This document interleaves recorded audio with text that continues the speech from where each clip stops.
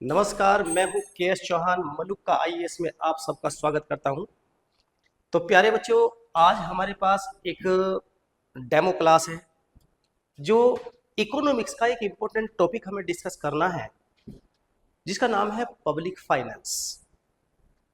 अब public finance चाहे वो प्रीलिम्स के पॉइंट ऑफ व्यू से बोले या मेंस के पॉइंट ऑफ व्यू से बोले, बहुत ही इम्पोर्टेंट टॉपिक आपका होता है।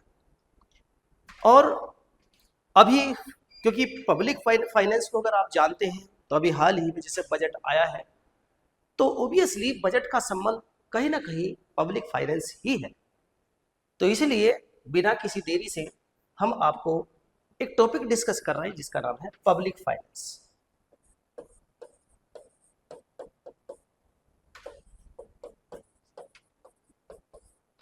पब्लिक फाइनेंस, तो सबसे पहले तो इसका मीनिंग समझना है कि भाई ये पब्लिक फाइनेंस मतलब क्या है। जिसे कहते हैं हम सार्वजनिक वित्त। सार्वजनिक वित्त, तो फाइनेंस का मतलब क्या है, पहले हम फाइनेंस को समझ लें, क्योंकि हर कोई पर्सन इस फाइनेंस से जूझता भी है और डेली लाइफ में इस फाइनेंस से रूबरू होता है। चाहे आप सुबह से उठते हैं और दुकान पर जाते हैं, तो कहीं ना कहीं आपको दूध का पैकेट खरीदना है, ब्रेड का पैकेट खरीदना है, तो कहीं ना कहीं फाइनेंस का संबंध हमेशा पड़ता है। हर किसी की लाइफ आज फाइनेंस से घिरी है। अब बात आती है कि फाइनेंस फाइनेंस का मतलब क्या है, तो इसका मतलब है money supply. Money supply, money supply.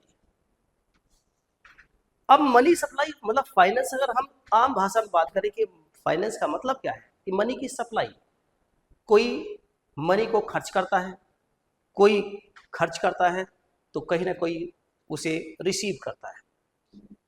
एक बंदे ने उसको रिसीव किया, दूसरे बंदे ने उसको एक्सपेंडिचर किया, खर्च किया। इसका मतलब ये है कि हम अगर ये कर चूंकि, लेकिन ये तो पब्लिक की बात है। अब फाइनेंस मनी सप्लाई, इसका मतलब क्या हुआ, तो फाइनेंस का मतलब सीधे सीधे हुआ, मतलब ये पब्लिक फाइनेंस मतलब finance of public. Finance finance of public.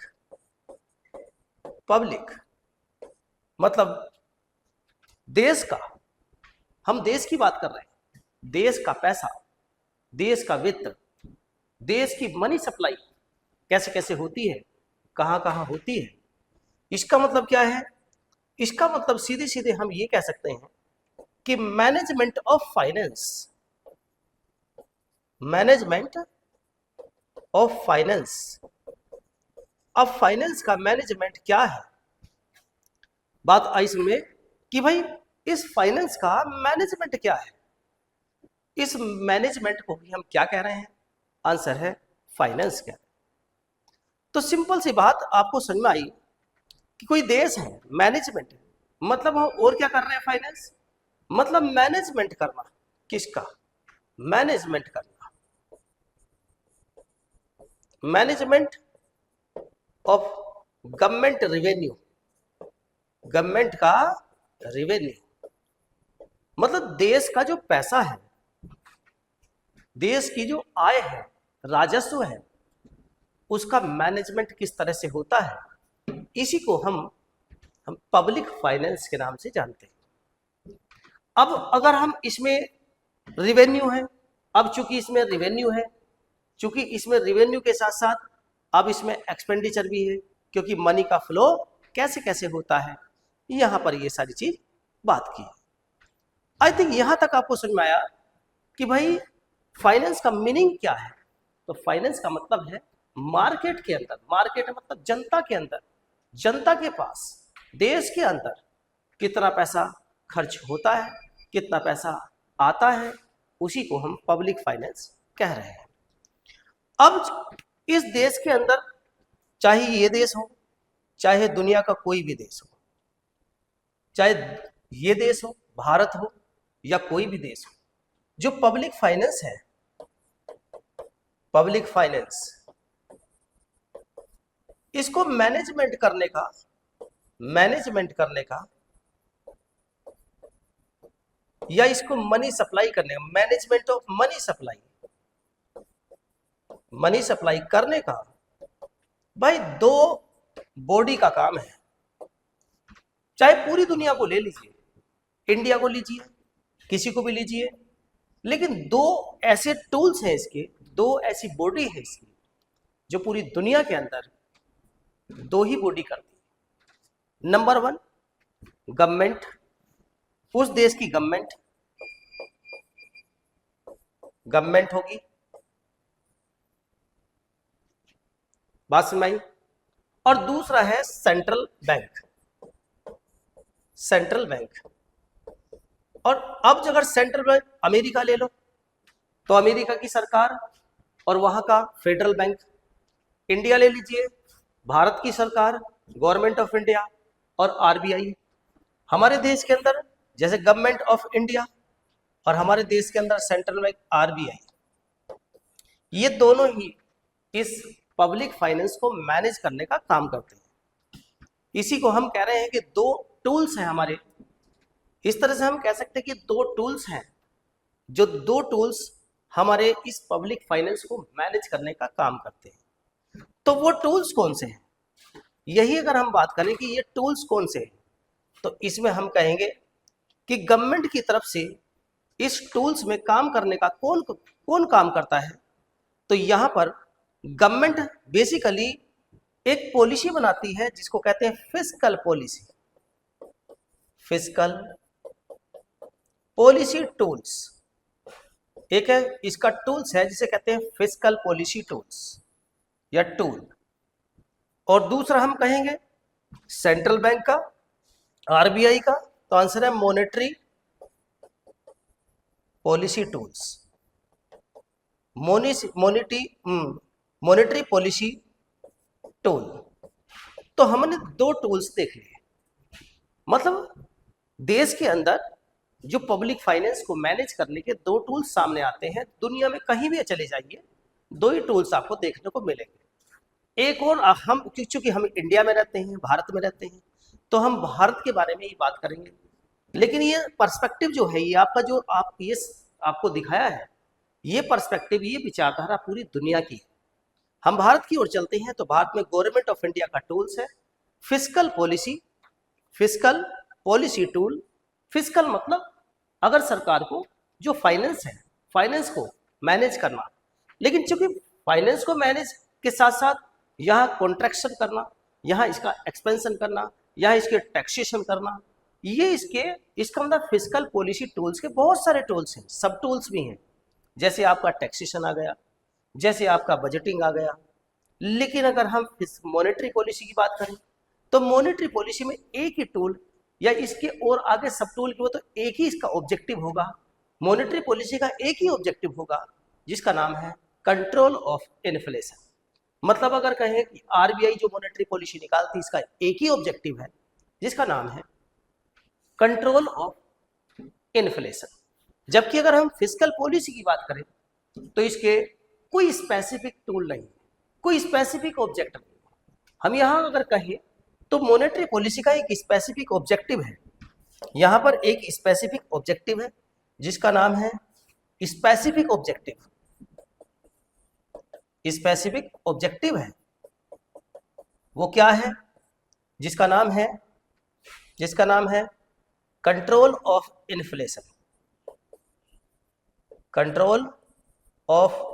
Inflation. लेकिन क्या अगर फिस्कल पॉलिसी की बात करें तो क्या यहां कोई स्पेसिफिक? तो आंसर नो स्पेसिफिक ऑब्जेक्टिव, क्योंकि इसके जो ऑब्जेक्टिव है मल्टीपल ऑब्जेक्टिव है। इसके एक ऑब्जेक्टिव नहीं है बल्कि बहुत सारे ऑब्जेक्टिव है। यहां तक हमें कंसेप्ट समझ में आया कि भाई पब्लिक फाइनेंस क्या है।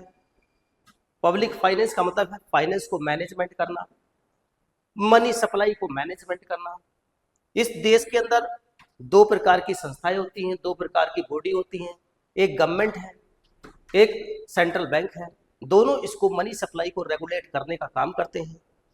अब इसी आदेश इसी के आगे अब हमारे पास ये आएगी बात कि भाई ये जो मनी का जो मैनेजमेंट आप कर रहे हो, इस मनी के मैनेजमेंट के पीछे ऑब्जेक्टिव क्या है, क्या इस क्यों ऐसा मैनेजमेंट करने की जरूरत पड़ रही है। तो यहां पर हम वही चीज देखते हैं कि आखिर इसके पीछे ऑब्जेक्टिव क्या है, हमें क्या जरूरत पड़ रही है मैनेजमेंट करने की, यहां पर हम थोड़ा सा देख लेते हैं। तो अगर हम ये देखें कि ऑब्जेक्टिव क्या है भाई, इसका ऑब्जेक्टिव ऑफ पब्लिक फाइनेंस क्यों जरूरत पड़ रही है।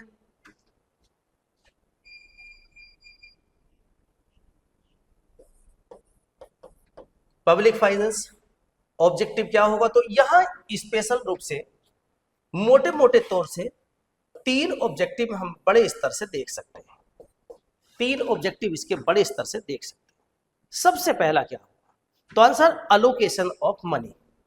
सबसे पहले है allocation of money. Allocation of money ये आपको समझ में आ गया। अलोकेशन ऑफ मनी का मतलब क्या है कि भाई डिफेंस मिनिस्ट्री को कितना पैसा देना है, डिफेंस मिनिस्ट्री को कितना पैसा देना है, एजुकेशन डिपार्टमेंट को कितना पैसा देना है, हेल्थ डिपार्टमेंट को या हेल्थ मिनिस्ट्री को कितना पैसा देना है, बस रिन्यूएबल एनर्जी के लिए, रिन्यूएबल एनर्जी है ना, रिन्यूएबल एनर्जी के लिए या इस मंत्रालय के लिए कितना पैसा अलोकेट करना है। तो पहला ऑब्जेक्टिव है कि भाई हम इसको कैसे कैसे मैनेज कर रहे हैं, मतलब हम किस किस डिपार्टमेंट को या किस किस मिनिस्ट्री को यहाँ पर हम पेमेंट कर रहे हैं, वो है अलोकेशन। तो चूंकि अगर हमारे पास जितनी भी मनी होगी, जितना भी पब्लिक फाइनेंस होगा, उसको हम सबसे पहले अलोकेट करेंगे बजट के आधार पर। तो पहला काम हम क्यों कर रहे हैं, इसे पब्लिक फाइनेंस को ध्यान में क्यों रख रहे हैं, या पब्लिक फाइनेंस हमारे माइंड में बार बार क्यों आ रहा है, क्यों ऐसा हम मैनेज करने की कोशिश कर रहे हैं। तो सबसे पहले मैनेजमेंट से हमें यह पता चलेगा कि कितना कलेक्शन हुआ है, कितनी रिसीव हुआ है, रिसिप्ट कितनी आई है, और हमें कहाँ कहाँ किस किस को खर्च करने के लिए देना है। तो पहला तो हमारे पास ऑब्जेक्टिव हुआ जिसको हम कहते हैं अलोकेशन ऑफ मनी, पैसे का बंटवारा करना। दूसरा है रीडिस्ट्रीब्यूशन। रीडिस्ट्रीब्यूशन रीडिस्ट्रीब्यूशन रीडिस्ट्रीब्यूशन का मतलब ये है हमें रीडिस्ट्रीब्यूशन करना, मतलब जो पैसा हमारे पास आया है अब उसको फिर से एक बार पुनर्वितरण करेंगे, रीडिस्ट्रीब्यूट करेंगे। कैसे रीडिस्ट्रीब्यूट करना है कि भाई हमें सब्सिडी में कितना पैसा देना है, सब्सिडी कि हमें सब्सिडी पे कितना पैसा देना है, कहाँ कहाँ सब्सिडी जानी है, कैसे कैसे पेंशन देनी है, कैसे कैसे हमें पेंशन देनी है, कैसे कैसे हमें सैलरी देनी है, कैसे कैसे किसकी स्कीम में। तो ये सारी चीजें क्या है, ये हम जो पैसा आया है जनता से टैक्स के रूप में, वही पैसा हम जनता को किस किस रूप में रीडिस्ट्रीब्यूट करें, ये आपका है जिसे कहते हैं रीडिस्ट्रीब्यूट करना या रीडिस्ट्रीब्यूशन करना। और तीसरा आता है स्टेबलाइजेशन करना, और तीसरा आता है स्टेबलाइजेशन। स्टेबलाइजेशन करना मतलब क्या हुआ, स्टेबलाइज करना। स्टेबलाइज का मतलब है इक्विलिब्रियम बनाना, मतलब बैलेंसिंग करना। बैलेंसिंग करना कैसे भाई, बैलेंस बनाना जरूरी है, BALANC, बैलेंसिंग करना बहुत ही जरूरी है। मतलब कितना रिसीप्ट हुआ है, कितना एक्सपेंडिचर हुआ है, इसी को कहते हैं बजट, इसी को कहते हैं बैलेंस बनाना, स्टेबलाइज करना, पूरी इस इकोनॉमी के अंदर स्टेबलाइजेशन कर देना, स्टेबिलिटी लाना, बैलेंस लाना, इक्विलिब्रियम लाना, ये मेन ऑब्जेक्टिव होता है। तो यहां पर पब्लिक फाइनेंस के ऑब्जेक्टिव 3 मोटे मोटे तौर से दिखाई दे रहे हैं, 1, 2 एंड 3। यहां तक आपको आई थिंक क्लियरिटी आ गई होगी। अब अगर हम बात करें कि भाई क्या इसके लिए जो बजट, अब यहां गवर्नमेंट क्या करती है, तो गवर्नमेंट यहां देखो क्या करती है, जो फिस्कल पॉलिसी है, फिस्कल पॉलिसी, हम पहले फिस्कल पॉलिसी के बारे में बात कर रहे हैं। अब फिस्कल पॉलिसी में सरकार क्या कर रही है, गवर्नमेंट इस पॉलिसी या इस टूल्स के अंदर जो गवर्नमेंट ऑफ इंडिया है दो काम करने की कोशिश करती है। गवर्नमेंट ऑफ इंडिया दो काम करने की कोशिश करेगी। पहला काम होगा आपका बजटिंग, बजटिंग करेंगे, बजट बनाएगी। और दूसरा है टैक्सेशन, टैक्सेशन कि भाई कैसे कैसे टैक्सेशन करना है, टैक्स को बढ़ाना है, टैक्स को घटाना है, नया टैक्स लाना है और बजट तैयार करना है। कैसा बजट होना चाहिए, वो जेंडर बेस्ड होना चाहिए या आउटकम बजट होना चाहिए, ये सारी बातें इसी फिस्कल टूल्स के माध्यम से सरकार के द्वारा किया जाता है। तो सरकार अगर इस फिस्कल पॉलिसी के अंतर्गत इस टूल को जानती है, इस टूल्स को देखती है, तो यहीं पर टूल्स को देखने के लिए इस बजट के लिए यह काम करना शुरू करती है। बजट क्यों बनाया जाता है, ताकि सरकार को यह पता चल सके कि उसकी इनकम कितनी है और उसके खर्चे कितने हैं।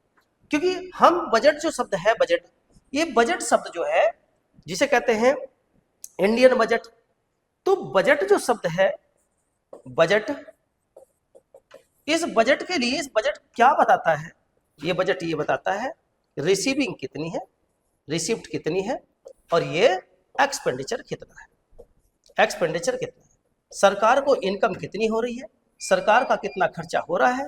ये सबसे इंपॉर्टेंट सरकार की पॉलिसी का एक ऑब्जेक्टिव होता है। हमें बजट रखना कैसा है, हमें घाटे का रखना है, डेफिसिट रखना है, हमें सरप्लस रखना है, हमारा बजट सरप्लस है क्या, हमारा आउटकम बजट है क्या, तो ये सारी चीजें हम याद रख सकते हैं। अब हमने देखा कि जो हमारे पास बजट वाली कंसेप्ट है, अब हम बजट की ओर या पब्लिक फाइनेंस का मतलब है कि उसको मैनेजमेंट करना। अरे मैनेजमेंट कैसे करें हम, कि हमारी रिसीविंग कितनी हुई है, हमारा एक्सपेंडिचर कितना हुआ है, इन सभी को हम बैलेंस करने के लिए प्रयास करते हैं। इसलिए बैलेंस करना अगर है तो उसके लिए बजट बनाना होगा। और कोई भी ऐसा शख्स नहीं है इस दुनिया में जो अपना अपना खुद का बजट नहीं बनाता। आपको रोज 100 रुपए मिले तो आपको पता दूध वाले के देने हैं, आपको ब्रेड वाले के देने हैं, आपको बिस्किट लाना है, आपको तेल लाना है, नमक लाना है। तो जो आप, इसलिए इसका मतलब ये हुआ कि पर डे का आप अपना बजट बनाते हो, आप पर महीने का बजट अपना बनाते हो, अपना फैमिली बजट अपना बनाते हो। तो ये जो बजट वर्ड है, ये कोई भी ऐसा पर्सन इस दुनिया में नहीं है जो खुद इस अपने बजट को नहीं बनाता। 10,000 रुपये आपके महीने के मिले तो आपको कमरे का किराया देना है, आपकी इनकम कितनी हुई तो आंसर है 10,000। पापा ने आपके अकाउंट में 10,000 डाल दिए, उसमें से 4,000 या 6,000 का आपने पीजी ले लिया, 3,000 3500 आपने पर बेड दे दिए, 3500 आपने अपना फूडिंग दे दिए, कुछ का रिचार्ज हो गया। तो अब आपको पता चला कि मेरा जो बजट जो 10,000 डाले हैं, फादर ने, पेरेंट्स ने डाले हैं, ये एक स्टूडेंट की बात बता रहे हैं। तो इसी सिंपल भाषा में हम जानते हैं कि हमारा जो महीने का खर्चा कितना है और हमारे महीने में इनकम कितनी है, उसका जो हम मैनेजमेंट करते हैं उसी को हम बजट के नाम से जानते हैं। तो ये तो आपने अपना देखा, इसी तरह से अपने परिवार का देखा। इसी तरह से अगर हम देश के बारे में देखें तो देश भी वही करता है, इनकम कितनी हुई है और खर्चा कितना हुआ है। अब हम इस बजट के बारे में देखें कि भाई बजट क्या है, तो बजट के बारे में थोड़ी सी बात कर लेते हैं। जैसे बजट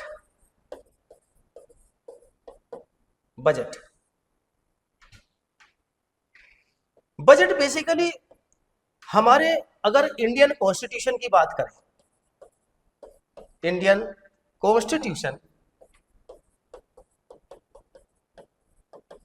तो इस इंडियन कॉन्स्टिट्यूशन में बजट आर्टिकल 112 के अंतर्गत बजट भाषा के रूप में न लिखकर एनुअल फाइनेंशियल स्टेट के रूप में लिखा जाता है।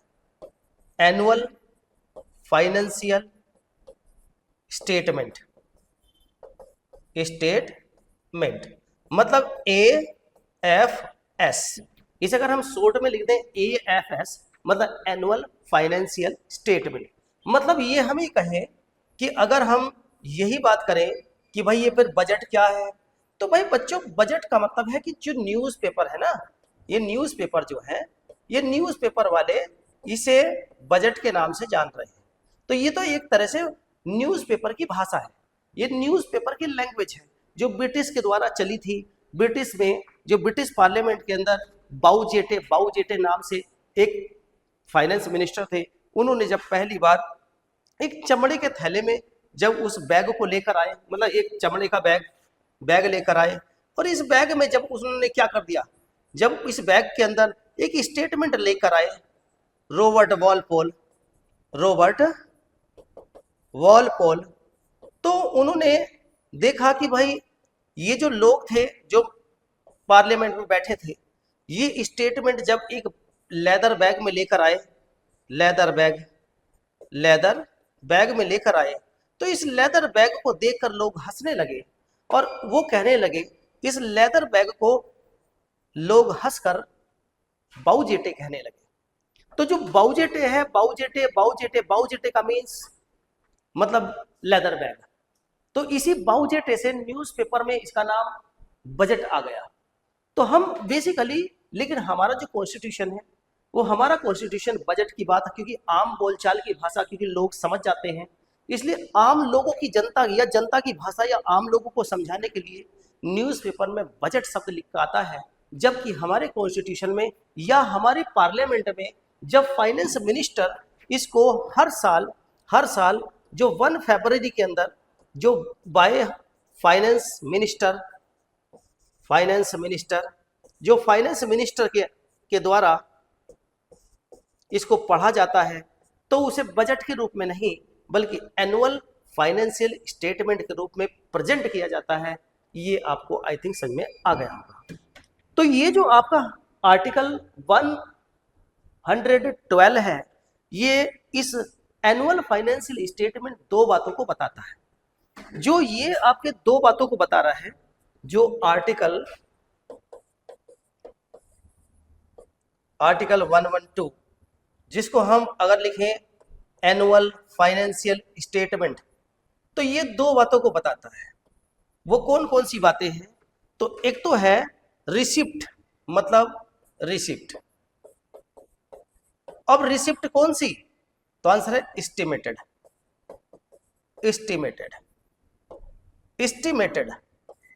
एस्टिमेटेड का मतलब है आने वाले साल का क्या इनकम होगी, आने वाले साल में हमारी इनकम क्या होगी। तो ये एक प्रकार का एस्टिमेट है। एस्टिमेटेड मतलब फ्यूचर में एस्टिमेट कर रहे हैं कि रिसिप्ट कितनी होगी। और इसी तरह से एक्सपेंडिचर, मतलब ये भी कैसा होगा? तो एस्टिमेट है। ये भी क्या है? आंसर है एस्टिमेटेड है।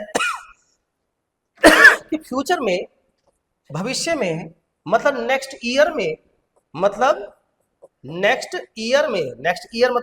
फाइनेंशियल ईयर में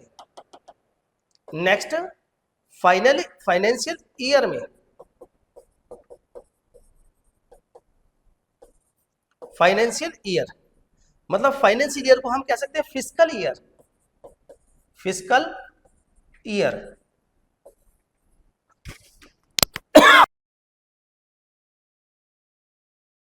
फाइनेंशियल ईयर मतलब फिस्कल ईयर।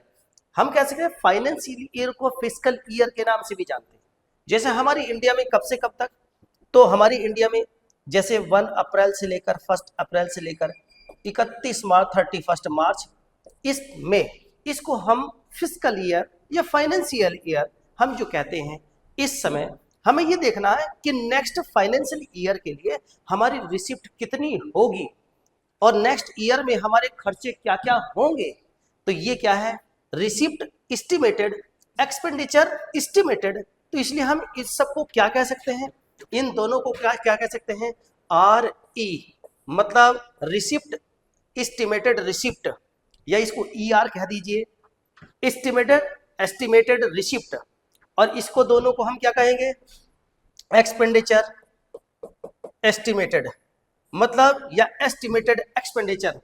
फ्यूचर में या नेक्स्ट ईयर में हमारा खर्चा कितना होगा, ये सभी हम इसके बारे में जानते हैं। यहां तक आई थिंक आपको परफेक्टली ये सारी चीज समझ में आ गई होगी। इसका मतलब समझ में आया। आर ई का मतलब हम ऐसे कहते हैं रिसिप्ट एस्टिमेटेड, और ई का मतलब है एक्सपेंडिचर एस्टिमेटेड या एस्टिमेटेड एक्सपेंडिचर। फ्यूचर में नेक्स्ट ईयर में कितना खर्चा होगा, नेक्स्ट ईयर में कितनी हमारी इनकम होने की संभावना है। फिर अब इसमें क्या क्या चीज सीखी कि एएफएस क्या है, तो आंसर है एएफएस मतलब एनुअल फाइनेंशियल स्टेटमेंट है। इसी को हम बजट के नाम से जानते हैं, हमारा कॉन्स्टिट्यूशन इसी बात करता है। हमारा फाइनेंशियल ईयर क्या होता है, फाइनेंशियल ईयर को हम फिस्कल ईयर के नाम से भी जानते हैं, जो हमारा 1 अप्रैल से 31 मार्च तक चलता है। चलिए हम आगे अब बात करते हैं और इसमें क्या क्या बात की जाती है। तो इसमें और ये बात की जाती है कि भाई बजट कौन कौन सा होता है, बजट कैसा कैसा होता है, ये भी हम थोड़ी सी बात कर लेते हैं। जो बजट है, बजट के टाइप कौन कौन से हैं, तो यहाँ पर आप थोड़ा सा देख लेंगे। सबसे पहले अगर हम बात करें कि पहली बजट कहते हैं कि भाई balanced budget, balanced budget, balanced budget. Balance budget के बारे में क्या, तो अभी हमने ये देखा कि भाई अगर बैलेंस बजट को हम ये देखें कि हमारा बैलेंस कैसे पता चलेगा, तो बैलेंस हमें ऐसे पता चलेगा कि हमारी इनकम कितनी है और हमारा खर्चा कितना है। अगर हमारा एस्टिमेटेड एक्सपेंडिचर अगर इक्वल हो जाए एस्टिमेटेड रेवेन्यू से, रिसिप्ट से, तो इसका मतलब ये हुआ कि हमारा जो बजट है वो पूरी तरह से बैलेंस में है। हमारा जो बजट है वो पूरी तरह से बैलेंस में है। और यदि अगर हम ये कहने लग जाए कि ये सरप्लस बजट है, सरप्लस बजट है, तो सरप्लस बजट का मतलब क्या हुआ, तो इसका मतलब ये हुआ कि हमारा एस्टिमेटेड जो एक्सपेंडिचर है वो कम है और हमारे पास एस्टिमेटेड जो रिसिप्ट है वो ज़्यादा है। मतलब क्या हुआ, इनकम हमारी ज़्यादा है और खर्चा हमारा कम है। तो हम कैसे, तो हमारा बजट कैसा हुआ, तो आंसर है प्रॉफिट बजट होगा। इसका मतलब हमारा बजट कैसा हुआ, तो प्रॉफिट बजट हो गया। तो ये तो बहुत बढ़िया बात है कि प्रॉफिट बजट है। लेकिन वहीं हम बात करें कि अगर कहें डेफिसिट बजट, अगर है कहें डेफिसिट, डेफिसिट बजट, तो इस डेफिसिट बजट का मतलब क्या है। अरे डेफिसिट बजट का मतलब है कि एक्सपेंडिचर हमारे पास जो एस्टिमेटेड एक्सपेंडिचर है वो अनुमान है कि खर्चा इस बार हमारा ज़्यादा होने वाला है और हमारी जो इनकम है, एस्टिमेटेड इनकम है या रिसीप्ट है, तो वो हमारी कम है। तो यहाँ पर हमें पता चल रहा है कि भाई ये तो बड़ी दिक्कत की बात है, ये बजट तो हमारा लॉस में जा रहा है, लॉस में जा रहा है। और अगर लॉस में जा रहा है तो इसी लॉस को हम क्या कह रहे हैं, भाई डेफिसिट बजट हमारा दिखाई दे रहा है। वहीं पर अगर हम कहें जीरो बेस्ड बजट, अगर हम कहें zero based, ZERO, zero, zero based budget, zero based budget का मतलब है कि भाई एक बात बताओ, इस जीरो बेस्ड बजट का मतलब ये होता है कि हमने पिछले साल मान लो डिफेंस की बात की थी, डिफेंस में हमने पिछले साल मतलब 2000 मान लो 23 और ये 2024, 2025, 2025, अगर हमने कहा कि यहाँ पर हमने डिफेंस में खर्चा x किया था, यहाँ पर खर्चा x किया था, तो अब हम पीछे वाले को हम भूल जाए, इसको आइडिया रखें और हमें अगला अनुमान लगाए कि भाई अगला नेक्स्ट हमारा क्या हमारा खर्चा होगा, क्या हमारी इनकम होगी। इसी तरह से हमने कहा हेल्थ की बात करें हेल्थ, तो हेल्थ में भी हमने x हमने खर्चा किया था, यहाँ x मेंटेन रहा, हमने यहाँ पर x और हम बढ़ाने की कोशिश कर रहे हैं। इसी आधार पर हम एजुकेशन की बात करें कि एजुकेशन के लिए हमने यहाँ x खर्चा किया था, हमने अब थोड़ा सा इसको खर्च किया, कम किया है और यहाँ पर और हमने कम कर दिया है। तो कहने का मतलब है ये हम क्या दिखाना चाह रहे हैं, यहाँ हम ये दिखाना चाह रहे हैं कि हमने एक एक आइटम पर, सिंगल आइटम पर, लाइन वाइज आइटम पर, कैसे आंसर लाइन वाइज आइटम की बात कर रहे हैं, लाइन आइटम बजटिंग की बात कर रहे हैं, बजटरी की बात कर रहे हैं, लाइन आइटम बजट की बात कर रहे हैं, बजट की बात कर रहे हैं या बजटिंग की बात कर रहे हैं।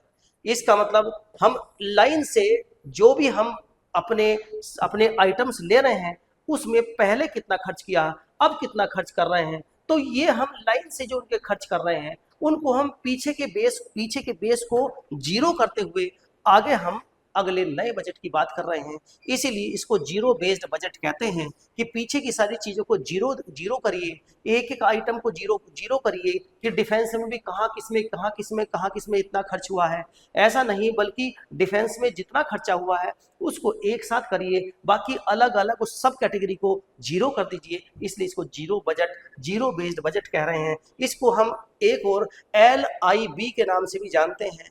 LIB का मतलब है लाइन आइटम बजट, LIB के नाम से भी जान रहे हैं। यहां हम कहते हैं जीरो बेस्ड बजट। इसके बाद हम बात करते हैं आउटकम बजट। इसके बाद हम बात कर रहे हैं आउटकम बजट। आउटकम बजट की बात कर रहे हैं। आउटकम बजट, आउटकम बजट का मतलब क्या है भाई, एक बात समझो, ये आउटकम बजट का मतलब है कि आउटकम कितना निकला। आउटकम कितना मतलब ये है कि हमने आउटले कितना लगाया। आउटले, आउटले का मतलब है कि मान लो अगर हमने रोड बनानी है, अगर हमने रोड बनानी है तो रोड बनाने के लिए खर्चा कितना डिसाइड हुआ, हमने खर्चा किया कितना है। आउटले का मतलब है कि रोड बनानी है, उस रोड पर हमने कितना खर्चा किया है। मान लो 1 लाख करोड़ रुपए खर्च कर दिया रोड बनाने में। अब उसके बाद हमने क्या किया, आउटपुट कितना, इसका मतलब ये है आउटपुट। आउटपुट का मतलब है 1 लाख करोड़ रुपए बजट में था सड़क बनानी है, तो हमने क्या 1 लाख रुपए का उसका आउटपुट निकाला, क्या हमने सड़क बना दी। तो आपने कहोगे हाँ 1 लाख करोड़ हमारे पास बजट था सड़क बनाने के लिए, और उसमें 100 किलोमीटर की हमें रोड बनानी थी। हमने 1 लाख करोड़ रुपए का जो आउटले था, खर्च था, उसमें हमने आउटपुट क्या दिया कि वो 100 किलोमीटर की रोड बना दी। तो हमारा आउटपुट भी, आउटले भी समझ में आया और आउटपुट भी हमें समझ में आया। लेकिन क्या वो रोड 5 साल तक जो उसकी लाइफ होनी थी, क्या वो 10 साल तक उसकी लाइफ होनी थी, क्या वो 10 साल तक रोड चल रही है? क्या रोड ऐसी बनाई है कि वो रोड 10 साल तक चल रही है? पता चला कि तो बारिश पड़ी, बारिश हुई, फ्लड आया या बारिश हुई और बारिश से सारी सड़क उखड़ गई। इसका मतलब आउटकम क्या निकला? इसका मतलब ये हो कि आपने जो मटेरियल उसमें लगाया वो प्रॉपर नहीं था, इसका उसका आउटकम बढ़िया नहीं था। तो आउटकम बजट का मतलब क्या है कि आपने कितना खर्चा उसमें डिसाइड किया था, कितना अलॉटमेंट किया था, कितना आपने उसमें से खर्च किया, जो जिस मकसद के लिए खर्च किया था क्या आपने उस मकसद को पूरा कर दिया, और उसका अंत में रिजल्ट क्या निकला, कि वो लंबे समय तक चलती रही या एक बारिश से, एक रेनफॉल में या एक रेनी सीजन में ही खत्म हो गई, उसका आउटकम क्या निकला। इसी आधार पर हम क्या करते हैं, आउटकम बजट के नाम से जानते हैं। तो इसका मतलब आउटकम आपको समझ में, 3 बातें आपको समझ में आई। पैसा कितना अलॉटमेंट है, क्या उसी पैसे में से आपने उस काम को, उस ऑब्जेक्टिव को पूरा कर दिया, उस टारगेट को अचीव कर दिया, और अगर टारगेट को अचीव कर दिया तो क्या वो जो रोड बनाई है आपने, मान लो आपने फ्लाईओवर बनाना था, मान लो आपने फ्लाईओवर बनाना था और 10 करोड़ डॉलर, 10 करोड़ रुपए आपको अलॉट हुए, आपने 10 करोड़ में उस फ्लाईओवर को बना दिया, तो आपका आउटले क्या हुआ, 10 करोड़। आउटपुट क्या हुआ, ब्रिज कंप्लीट, फ्लाईओवर कंप्लीट। उसका आउटकम क्या निकला, क्या वो अभी है या वो गिर गया? पता चला बारिश हुई और वो धड़ाम गिर गया। इसका मतलब क्या हुआ कि उसका आउटकम तो कुछ भी नहीं निकला, क्योंकि वो बारिश होते ही वो सारा फ्लाईओवर गिर गया। इसका मतलब क्या हुआ, इसे कहते हैं आउटकम बजट, मतलब उसका जो आपने अलॉट किया उसका आउटकम कितना निकला। इसके बाद नेक्स्ट आता है जेंडर बेस्ड बजट। अब नेक्स्ट आता है gender based budget. Gender based budget. Gender based budget का मतलब क्या है? जेंडर बेस्ड बजट का मतलब है कि महिलाओं के लिए बजट के अंदर कौन कौन सी स्कीम चलाई गई है, क्या महिलाओं के लिए कुछ स्कीम की चर्चा इस बजट में है? अगर बजट में महिलाओं के लिए कुछ काम है, जैसे मोर्टेलिटी रेट के लिए, क्या मोर्टेलिटी रेट मतलब जन्म देते समय माताएं मर रही हैं, क्या उनकी फैसिलिटी के लिए बात की है? क्या महिला वीमेन एम्पावरमेंट के लिए क्या इस स्कीम के अंदर बात की है या बजट में बात की है? या महिलाओं की एजुकेशन के लिए, महिलाओं की हेल्थ के लिए, मदर के लिए, चाइल्ड, फीमेल चाइल्ड के लिए, क्या महिलाओं के लिए इस बजट के अंदर बात की गई है? क्या उनके लिए कुछ स्कीम चलाई गई है? अगर स्कीम चलाई गई है तो हम उसे जेंडर बेस्ड बजट भी कहते हैं, क्योंकि महिलाओं को ध्यान में रखकर भी इस बजट को बनाया गया है। इसलिए हम इसको क्या कहते हैं? इसलिए जेंडर बेस्ड बजट के नाम से जान रहे हैं। उम्मीद है कि आपने इसको समझ लिया होगा और आपको समझ में आ गया होगा। चलते हैं, अब हम आगे डिस्कस करें कि भाई गवर्नमेंट बजट में क्या क्या चीज होती है। चलो अब उसके आइटम या उसकी चीजों को देख लें, बजट के आइटम्स को देख लें। तो बजट में दो चीजें होती हैं। बजट में जैसे अभी हमने देखा कि दो चीजें होती हैं, एक होता है रिसिप्ट, रिसिप्ट होती है मतलब आय कितनी है, इनकम कितनी है, और दूसरा हमने देखा एक्सपेंडिचर, एक्सपेंडिचर मतलब खर्चा कितना है। तो हमने ये चीज देखी। बात में अब इस रिसिप्ट में भी दो प्रकार की रिसिप्ट होती है। रिसिप्ट में एक रिसिप्ट होती है रेवेन्यू रिसिप्ट, रेवेन्यू रिसिप्ट मतलब are are,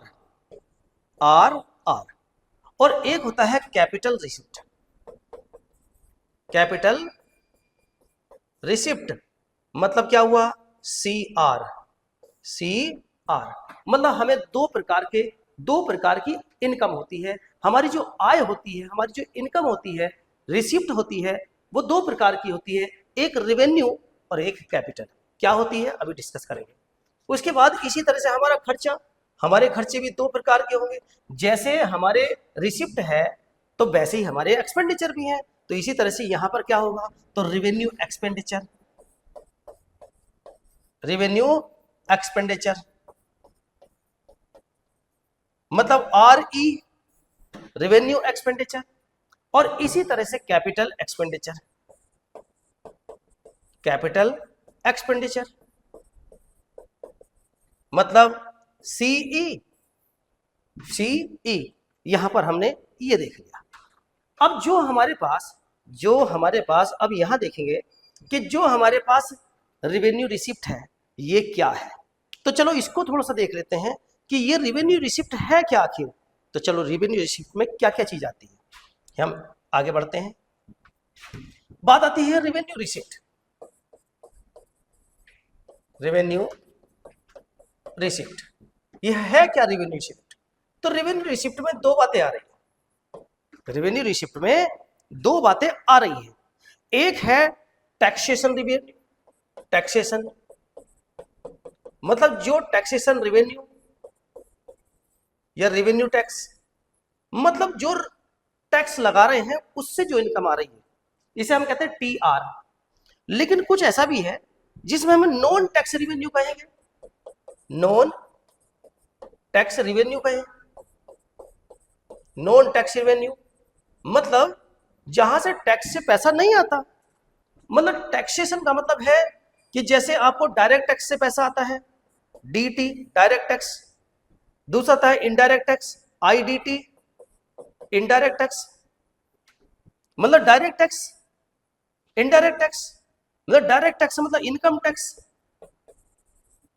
income tax, corporation tax, corporation tax, और इनडायरेक्ट मतलब जैसे जीएसटी। ये आपको हुआ, ये आपका हुआ जिसे टैक्सेशन रेवेन्यू। और नॉन टैक्सेशन रेवेन्यू क्या है भाई? जैसे किसी सरकार ने फाइन लगा दिया किसी पर, सरकार ने जैसे स्कूल की फीस, ये फीस हो गई है, किसी कंपनी का प्रॉफिट हुआ, जैसे PSU sector, PSUs public sector जितने भी हैं उनके प्रॉफिट हो रहे हैं।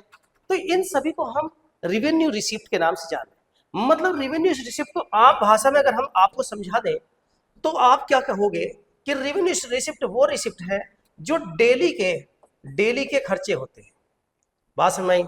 Day to day expenditure, expenditure मतलब ये होने हैं, या एक्सपेंडिचर नहीं, रिसिप्ट सॉरी, ये डे टू डे इनकम या receipt, day to day receipt रोज की कितनी आमदनी हो रही है, महीने की रेगुलर आमदनी क्या, मतलब रेगुलर डे टू डे, मतलब रेगुलर इनकम कौन कौन सी है। तो रेगुलर इनकम तो आपको पता है, रोज फैक्ट्री चल रही है, रोज फैक्ट्री चल रही तो प्रॉफिट कमा रही है। रोज टैक्सेशन, आप दूध का पैकेट खरीदने गए तो जीएसटी आ गया। तो रोज के जितने खर्चे, रोज की जो इनकम आ रही है, जो रोज की इनकम आ रही है, वो सारी इनकम क्या है, तो आंसर है डे टू डे इनकम को ही हम कहते हैं रेवेन्यू रिसिप्ट। तो इसका मतलब ये रेगुलर होने वाली इनकम है ना। जैसे दूध से आ रहा है, राशन से, राशन खरीदे जा रहे हैं उससे आ रहा है, आप चाय पी रहे हैं उससे जीएसटी दे रहे हैं, आप कॉफी पी रहे हो उससे जीएसटी दे रहे हैं, आप लोग सिगरेट पीते हैं उससे उससे ये आप जीएसटी देते हैं। तो जो डे टू डे इनकम हो रही है उसी को हम कहते हैं रेवेन्यू रिसिप्ट। इसके बाद आता है कैपिटल रिसिप्ट। कैपिटल रिसिप्ट का मतलब क्या है, कैपिटल रिसिप्ट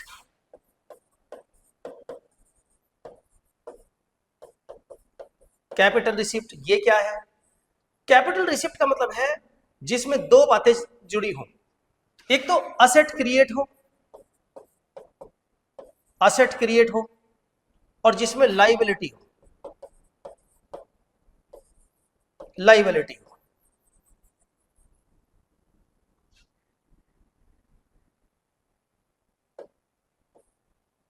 जिसमें लाइबिलिटी हो।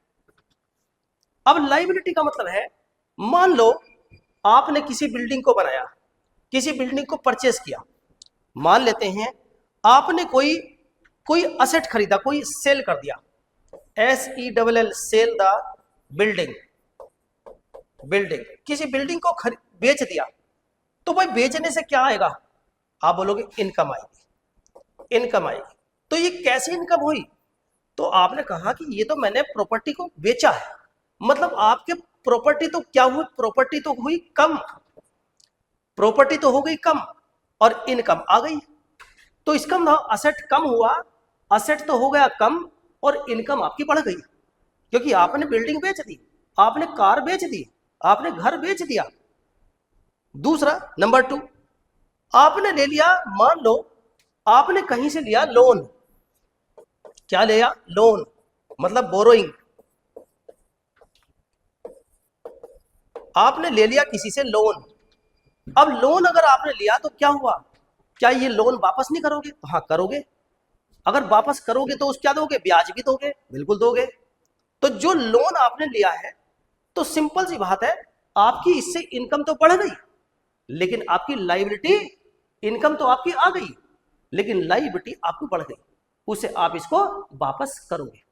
आई थिंक आपको समझ, मतलब आपने लोन लिया तो लोन आने से इनकम क्या हुई, तो आपकी इनकम बढ़ी, क्योंकि आपकी लोन लिया किसी से, इनकम आ गई, लेकिन जब उसको वापस करोगे तो ब्याज के साथ वापस करोगे, इसका लायबिलिटी भी क्रिएट हो गई। इसका मतलब क्या हुआ, कहीं असेट क्रिएट हो, चाहे असेट कम हो या असेट ज्यादा हो, ध्यान रखेंगे, अगर असेट कम हो रहा है, मतलब चीजें बेच रहे हो, असेट कम हो रहा है तो इनकम आ रही है, इसी को हम कहते हैं कैपिटल रिसिप्ट। मतलब कैपिटल रिसिप्ट किसे कहते हैं, जो असेट को प्रभावित करे, असेट को कम करे या ज्यादा करे, लाइबिलिटी को कम करे या बढ़ाए। हमने किसी को लोन दे दिया, हमने किसी को लोन दे दिया तो हमारा हो गया खर्चा, लेकिन उसकी दूसरे की जिम्मेदारी हो गई कि उसकी लाइबिलिटी बढ़ गई। आपको आई थी, समझ में आ गई। तो यहां पर आपने देखा, तो दूसरा क्या होता है, जैसे डिसइन्वेस्टमेंट करना, डिसइन्वेस्टमेंट करना, डिसइन्वेस्टमेंट का मतलब है कि सरकार की एक कंपनी है, जैसे LIC, सरकार की LIC कंपनी है, ये 100% सरकार की है, गवर्नमेंट की है। गवर्नमेंट ने सोचा एक काम करता हूं, मैं 5% की हिस्सेदारी किसी प्राइवेट को दे दूं, अडानी को दे दूं, अडानी को, गौतम अडानी को इन्होंने क्या किया, 5% की हिस्सेदारी दे दी। तो इसका मतलब 5% इसकी अपनी हिस्सेदारी को कम कर दिया, मतलब प्राइवेट को सौंप दिया। तो ये जो आप अपनी हिस्सेदारी को सरकार कम कर रही है, इसी को कहते हैं डिसइन्वेस्टमेंट, मतलब विनिवेश करना। तो जब सरकार क्या करेगी, जब सरकार किसी प्रॉपर्टी को बेचेगी या हिस्सेदारी को कम करेगी, तो उससे होगा अडानी सरकार को पैसा दे देगा, तो इसका मतलब कैपिटल रिसीप्ट आपकी बढ़ जाएगी। लेकिन असेट तो, शेयर तो आपका कम हुआ लेकिन इनकम आपकी बढ़ी। इसका मतलब समझ में आया कि अगर हम डिसइन्वेस्टमेंट करते हैं, डिसइन्वेस्टमेंट करते हैं तो गवर्नमेंट की हिस्सेदारी कम होती है, लेकिन कैपिटल रिसिप्ट, आमदनी बढ़ जाती है। इसके बाद आता है जैसे आप प्राइवेटाइजेशन करते हो, किसी से बोरो करते हो, बात आपको समझ आई, किसी से बोरो करते हो, तो ये सभी जो काम है ये हमारे क्या है, तो आंसर है इसको कहते हैं कैपिटल रिसिप्ट। आई थिंक आपको क्लियरिटी आ गई होगी कि लायबिलिटी क्या है। लायबिलिटी कुछ नहीं, लायबिलिटी जिम्मेदारी है। अगर आप किसी से कोई सामान ले रहे हो, आप किसी से पैसा ले रहे हो, तो उसको वापस भी करोगे, वो आपकी जिम्मेदारी है, उस जिम्मेदारी को लायबिलिटी कहते हैं। नेक्स्ट आता है आपका जिसे हम कहते हैं एक्सपेंडिचर। जैसे हमने अभी रिसिप्ट को पढ़ लिया, इसी तरह से हम अब एक्सपेंडिचर को पढ़ते हैं। एक्सपेंडिचर को भी पढ़िए। एक्सपेंडिचर भी दो प्रकार के हैं। एक्सपेंडिचर भी दो प्रकार के होते हैं। खर्चे भी दो प्रकार के हैं। एक हमने क्या पढ़ा, आंसर है रेवेन्यू एक्सपेंडिचर। रेवेन्यू एक्सपेंडिचर मतलब क्या हुआ, अरे जो डे टू डे खर्चे हैं, डे टू डे खर्चे, expenditure, day to day expenditure, जो रोज के खर्चे हैं। रोज के खर्चे कैसे होंगे भाई, सरकार रोज डे टू डे हेल्थ पर, डिफेंस पर खर्चा करती है, सरकार सब्सिडी देती है, जैसे रोज सिलेंडर बढ़ते हैं, सब्सिडी, रोज सिलेंडर बढ़ते हैं, रोज गाड़ियां निकल जाती हैं। हेल्थ पर, एजुकेशन पर, सरकारी हॉस्पिटल में रोज सरकारी दवाई बिकती हैं, हेल्थ पर, एजुकेशन पर। तो ये जो रोज के खर्चे हो रहे हैं, सरकार के सरकारी स्कूल में या सरकारी हॉस्पिटल में बल्ब टूट गया तो वो सरकार ने बल्ब लगा दिया, उसका खर्चा। तो जो आपके डे टू डे एक्सपेंडिचर होते हैं, मंथली के, एनुअली, ये सभी हम रेवेन्यू एक्सपेंडिचर में रखते हैं। इसी तरह से हमारा आता है capital expenditure. Capital expenditure, capital expenditure क्या हुआ, जो अचानक खर्चा हो। और अभी हमने पीछे देखा, यही आपका जो कैपिटल रिसिप्ट है, इसका मतलब है जो अचानक, मतलब सडनली आपकी इनकम कैसे बढ़ जाएगी। तो आपकी सडनली इनकम कैसे बढ़ेगी, आप किसी से लोन ले लो, या कोई प्रॉपर्टी को बेच दो, असेट को बेच दो, गोल्ड है किसी के पास, बेच दिया तुरंत, असेट बेचा तुरंत, सडनली आपके पास इनकम हो गई। जब सडनली इनकम है वो कैपिटल रिसिप्ट है, तो सडनली होने वाले खर्चों को हम कैपिटल एक्सपेंडिचर कहेंगे। इसमें कौन कौन सी चीजें आती हैं, तो आप देखो, जैसे आपने कोई अचानक सेल कर दी, क्या कर दी, परचेज कर ली, क्या कर ली, आंसर है परचेज कर ली, purchase buy, purchase of asset. आपने कार खरीद ली, तो आपने असेट तो बढ़ा लिया। अगर हमने कार खरीदी, मान लो अगर की कार खरीदी, तो कार खरीदने असेट तो आपका बढ़ गया, लेकिन आपका पैसा कम हो गया। आपका पैसा तो कम हो गया, हाँ, चीज तो आपके पास बढ़ गई, लेकिन आपके पास खर्चा, आपका पैसा कम हो गया। तो इसका मतलब असेट तो आपने बढ़ा लिया, आपने प्रॉपर्टी खरीद ली, प्लॉट खरीद लिया, कोई बिल्डिंग खरीद ली, तो आपके पास असेट तो बढ़ गया, संपत्ति तो बढ़ गई, लेकिन आपकी आपका जो खर्चा है या आपके जो सेविंग है वो आपकी कम हो गई। तो इसका मतलब है परचेज ऑफ असेट। दूसरा आता है, जैसे आपने कहीं किसी को लोन पे कर दिया, लोन पेमेंट, लोन का आपने पेमेंट कर दिया, जिससे आपने लोन लिया था, आपके पास 100 रुपए थे, 10 रुपए आपने लोन लिए थे, तो 10 रुपए अचानक उसको वापस करने पड़ गए, तो आपकी इनकम कम हुई, आपके पास सेविंग कम हो गई। इसका मतलब है अचानक हमने पेमेंट कर दिया तो हमारा खर्चा हो गया, और उसके साथ साथ आपने ब्याज भी दिया और भी कम हो गया, ब्याज को भी देखेंगे।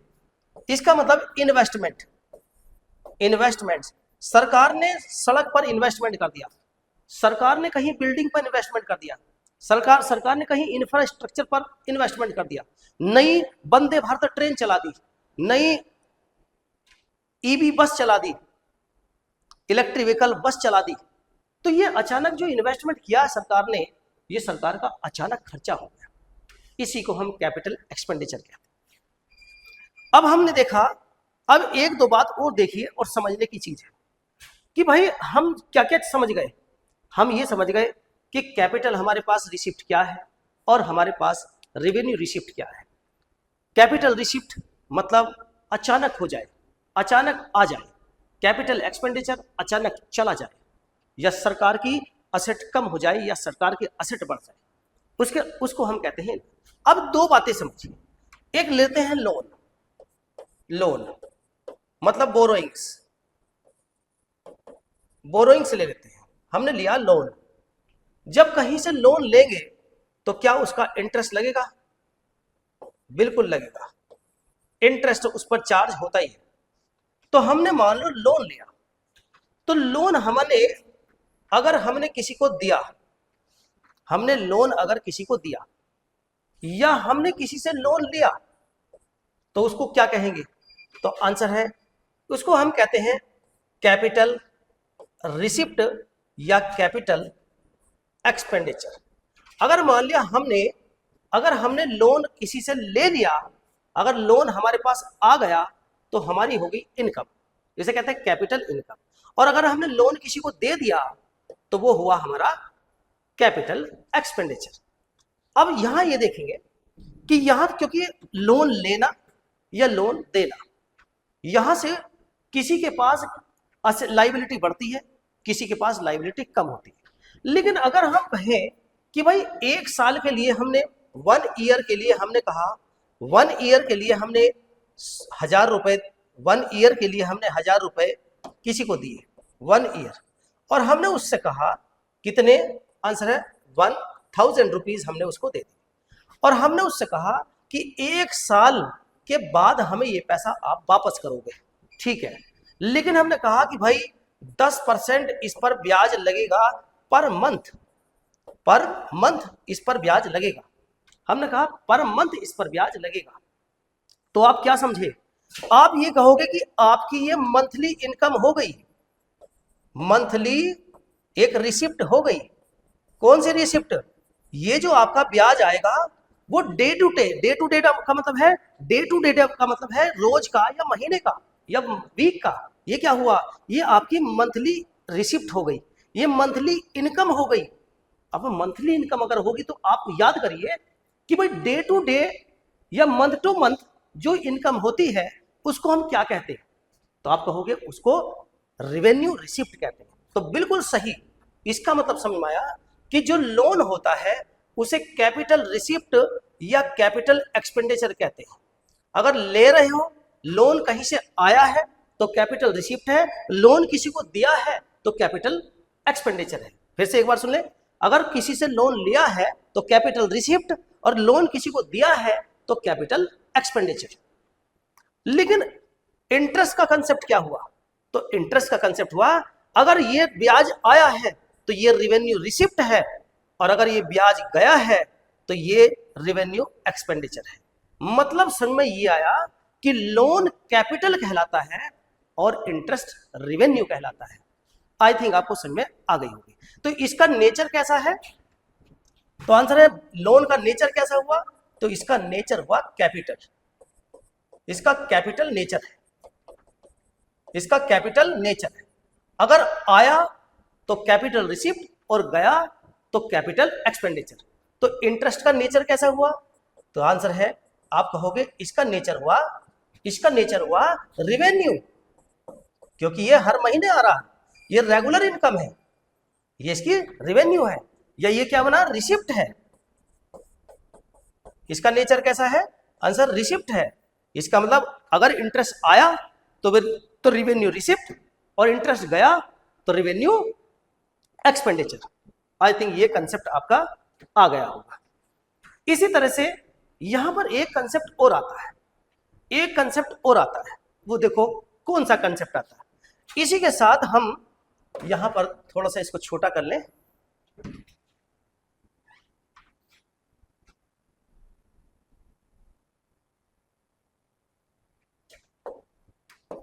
इसका एक कंसेप्ट और अगर हम देखें तो यहां पर आप देखो, जैसे अगर हम इसको ग्रांट की बात कर लें,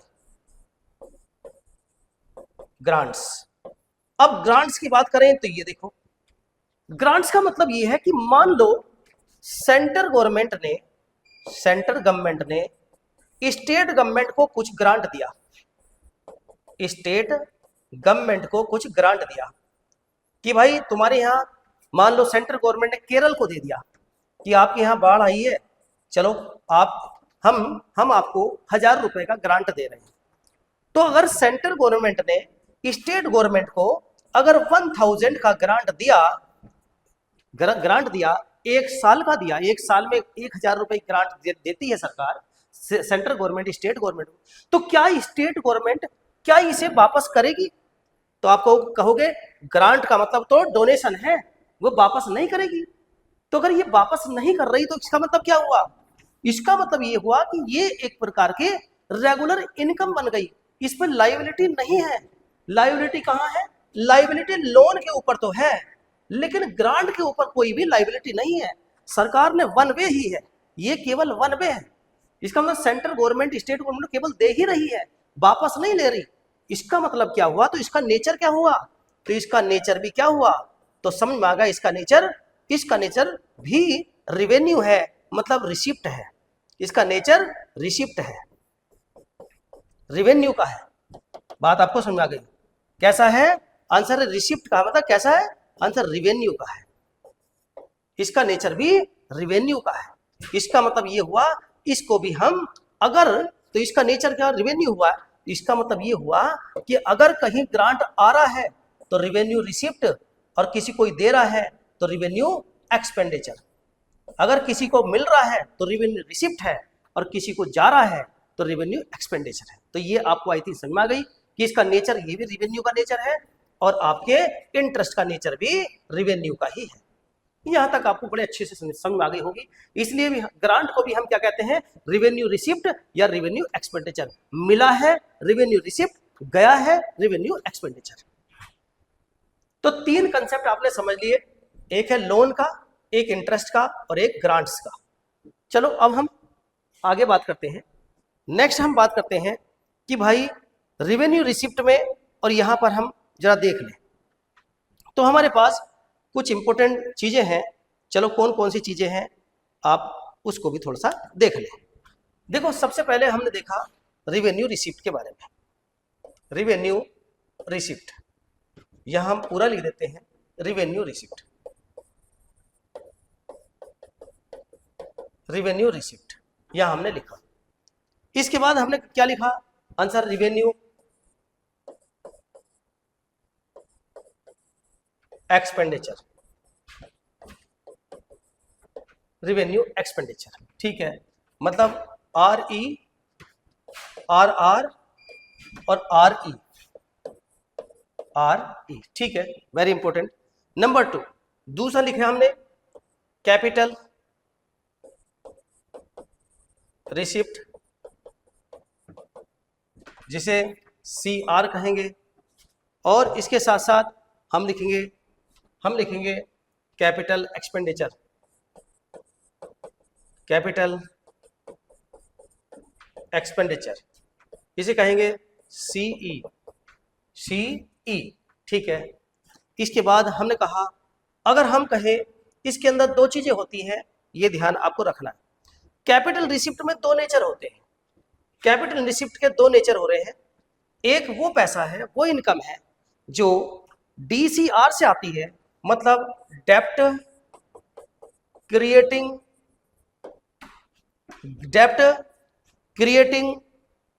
रिसिप्ट।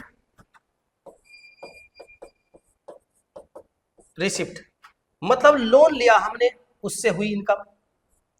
लोन अगर हमने लिया वो इनकम। इसको हम किस नाम से जान रहे हैं? आंसर DCR के नाम से जानते हैं। DCR का मतलब है डेप्ट क्रिएटिंग रिसिप्ट, क्योंकि हमने किसी से लोन अगर ले लिया तो वो अचानक हमारी इनकम बढ़ गई, तो ये कैपिटल रिसिप्ट हो गया, ठीक है। और दूसरा क्या है?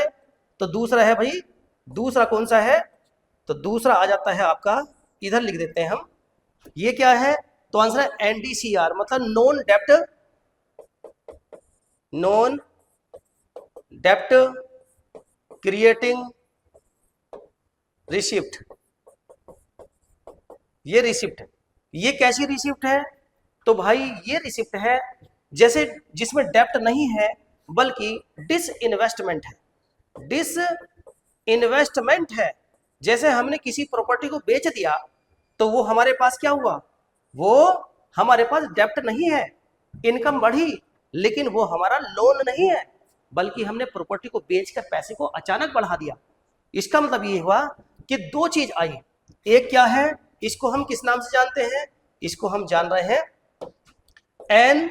NDCR। क्या कह रहे हैं, NDCR। तो दो बातें आपको ध्यान रखनी है। कौन सी बातें दो ध्यान रखनी है, एक याद रखिए NDCR और एक याद रखना DCR। DCR का मतलब है डेप्ट लिया है, लोन लिया है, लोन लेकर अपनी इनकम बढ़ाई है। और NDCR का मतलब है लोन नहीं लिया, बल्कि प्रॉपर्टी को बेचकर हमने इनकम की है। तो NDCR मतलब है डिसइन्वेस्टमेंट करके अपनी इनकम बढ़ाना, और DCR का मतलब लोन लेकर अपनी इनकम को बढ़ाना।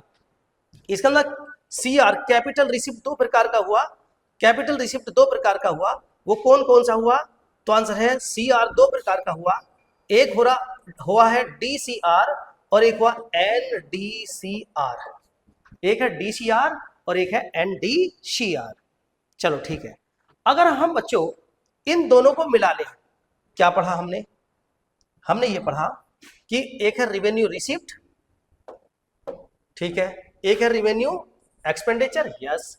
एक हमने पढ़ा कैपिटल रिसिप्ट और एक पढ़ा हमने कैपिटल एक्सपेंडिचर।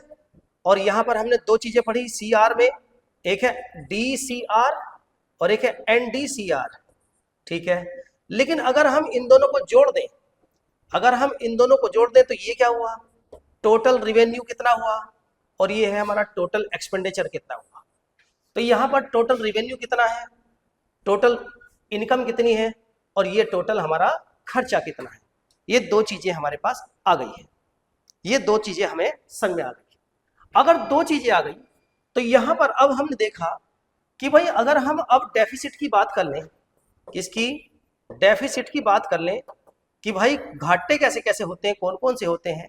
तो चलो अब डेफिसिट की ओर हम चल रहे हैं, तो चलते हैं, डेफिसिट को हम दिखा देते हैं, डेफिसिट क्या है। चलो आइए, डेफिसिट मतलब घाटा। सबसे पहले हम देखेंगे रिवेन्यू डेफिसिट, RD। तो RD का मतलब डेफिसिट मतलब घाटा, घाटा का मतलब क्या, घाटा कब होगा, जब आपकी इनकम कम होगी, खर्चा ज्यादा होगा। तो इसका मतलब खर्चा ज्यादा होगा तो रिवेन्यू एक्सपेंडिचर ज्यादा है, और रेवेन्यू रिसिप्ट कम है। इसका मतलब यह है कि रेवेन्यू खर्चा ज्यादा है, रेवेन्यू क्योंकि यहां भी रेवेन्यू, यहां भी रेवेन्यू, तो यहां भी रेवेन्यू, तो रेवेन्यू एक्सपेंडिचर ज्यादा है, रेवेन्यू रिसिप्ट कम है। तो यहां पर भी ये भी रेवेन्यू, ये तो कॉमन आया हमारा रेवेन्यू, तो रेवेन्यू घाटा हुआ, तो रेवेन्यू डेफिसिट आपका आ गया। क्योंकि दोनों रेवेन्यू ही खर्चा है और रेवेन्यू ही इनकम है, तो घाटा भी रेवेन्यू में ही होगा। तो revenue deficit equals to revenue income या revenue expenditure greater than revenue income. Number 2, इसी तरह से हमने देखा कैपिटल डेफिसिट। अब कैपिटल डेफिसिट हुआ, तो कैपिटल डेफिसिट सीधी सिंपल भाषा में वही आएगा, जैसे यहां पर ये कैपिटल है तो capital expenditure greater capital revenue. ये भी आपको समझ में आ गया। मतलब क्या हुआ, कैपिटल खर्चा ज्यादा है, कैपिटल इनकम कम है, तो ये भी कैपिटल, ये भी कैपिटल, कॉमन हमने ले लिया कैपिटल। कॉमन क्या हुआ, ये भी कैपिटल, ये भी कैपिटल, तो कॉमन क्या है, कैपिटल। अच्छा, खर्चा ज्यादा है, इनकम कम है, तो क्या हुआ, डेफिसिट, तो हुआ कैपिटल डेफिसिट। आई थिंक आपको समझ में। इसी तरह से हम अगर बात करें कि भाई फिस्कल डेफिसिट, तो जरा फिस्कल डेफिसिट को देखो। अब फिस्कल डेफिसिट की बात करें, जिसे कहते हैं FD, मतलब फिस्कल डेफिसिट। FD मतलब फिस्कल डेफिसिट। अरे फिस्कल डेफिसिट का मतलब है टोटल। अगर हम ये कहें कि भाई टोटल इनकम कितनी है, टोटल खर्चा कितना है, तो पहले ये भी देख लो।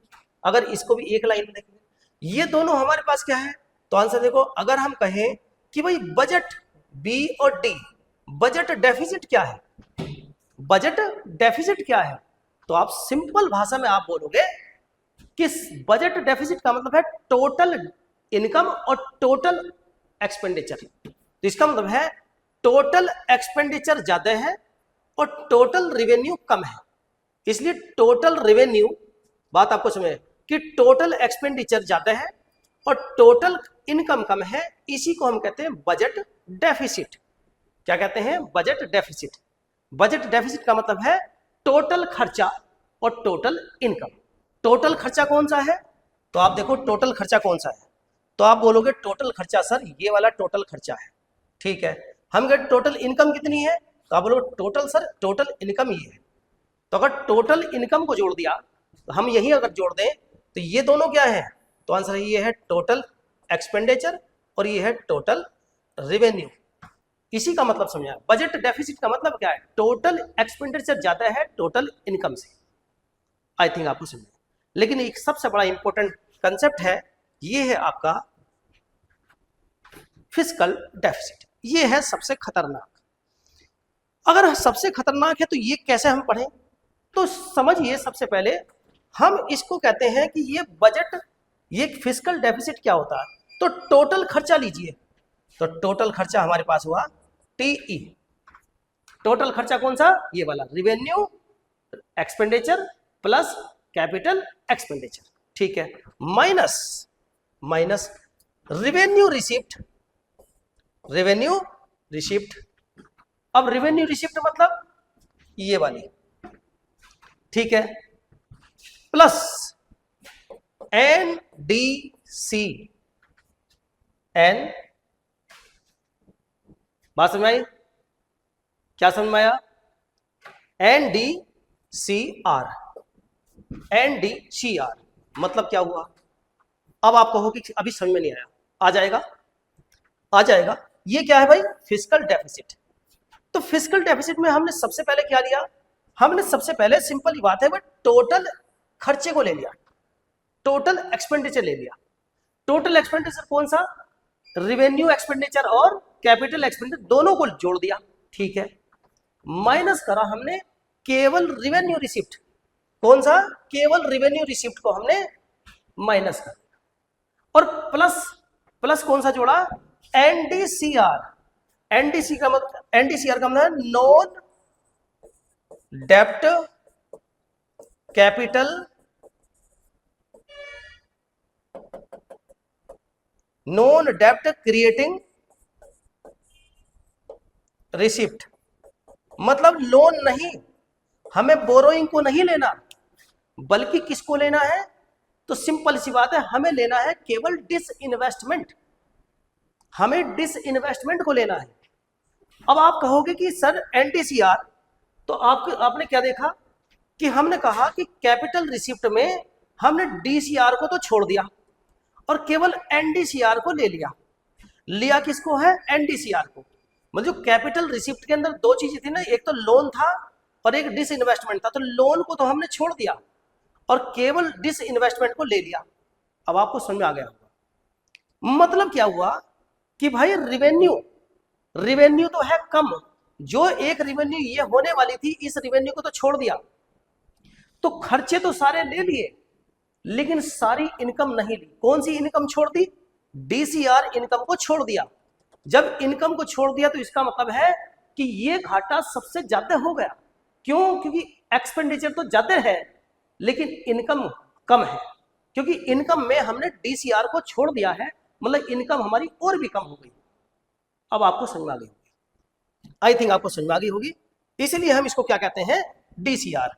इसीलिए भारत का सबसे लार्जेस्ट डेफिसिट कौन सा हुआ? बिगेस्ट, लार्जेस्ट या बिगेस्ट डेफिसिट, बिगेस्ट डेफिसिट कौन सा हुआ? बिगेस्ट डेफिसिट हमारे पास हुआ फिस्कल डेफिसिट। क्यों हुआ? क्योंकि इसमें हमें क्या और लेना था? अगर हम इसके अंदर डीसीआर को भी ले लेते तो इसका मतलब हुआ टोटल हमारे पास खर्चा आ जाता और टोटल हमारी इनकम आ जाती। तो ये अगर टोटल खर्चा और टोटल इनकम आ जाती तो फिर तो बजट ही बन जाता। तब तो वो बजट ही है। बजट क्या है? टोटल खर्चा और टोटल इनकम। तो ये तो हुआ बजट डेफिसिट। लेकिन हमें तो निकालना है फिस्कल डेफिसिट। तो फिस्कल डेफिसिट है तो इसके अंदर हम क्या हटा देंगे? हम इसको डीसीआर को हटा देंगे, मतलब डेब्ट मतलब लोन को हटा देंगे। इसलिए डीसीआर को अगर हम हटा दें तो इसका मतलब है फिस्कल डेफिसिट आ जाएगा। हम सिंपल भाषा में अगर कह दें तो अगर हम बजट डेफिसिट में से डीसीआर भी हटा दें बजट डेफिसिट में से ही DCR को हटा दें तो फिजिकल डेफिसिट बन जाएगा। आई थिंक आपको क्लैरिटी आ गई होगी। चलते हैं हम नेक्स्ट। एक और आता है हमारे पास प्राइमरी डेफिसिट। अब इसको हम ले लेते हैं प्राइमरी डेफिसिट का। एक डेफिसिट है जिसे कहते हैं प्राइमरी डेफिसिट। प्राइमरी डेफिसिट या PD, P और D, प्राइमरी डेफिसिट। अब प्राइमरी डेफिसिट का मतलब क्या है? अरे भाई इसका मतलब है कि physical deficit minus interest payment. Interest payment, आप बोलोगे इंटरेस्ट पेमेंट को घटा क्यों रहे हैं? तो आपने अभी बताया था पीछे कि इंटरेस्ट पेमेंट तो हमारी इनकम है, इंटरेस्ट पेमेंट हमारा रेवेन्यू है, क्योंकि वो रेगुलर आ रहा है। तो जो चीज रेगुलर आ रही है हमारे पास तो वो हमारे खर्चे को कम करेगी। और हमारा खर्चा कौन सा है, हमारा घाटा कौन सा है? Physical deficit. और हमारी इनकम रेगुलर कौन सी? तो इंटरेस्ट। तो जब हमारे पास फिजिकल डेफिसिट हमारे पास 4% है और 1% हमारी रेगुलर इनकम आ रही है तो हमारा फिजिकल डेफिसिट तो 3% रह जाएगा। इसका मतलब क्या हुआ कि इंटरेस्ट पेमेंट को अगर हम घटा दें तो ये बन जाएगा फिजिकल डेफिसिट में से इंटरेस्ट पेमेंट घटा दें तो ये बन जाएगा हमारा प्राइमरी डेफिसिट। और एक और अभी टर्म आई है नई जिसको कहते हैं effective revenue deficit. Effective revenue deficit, EDR, effective revenue deficit. अगर हम ERD को ले लें तो सिंपल सी बात है, कोई कंफ्यूजन नहीं।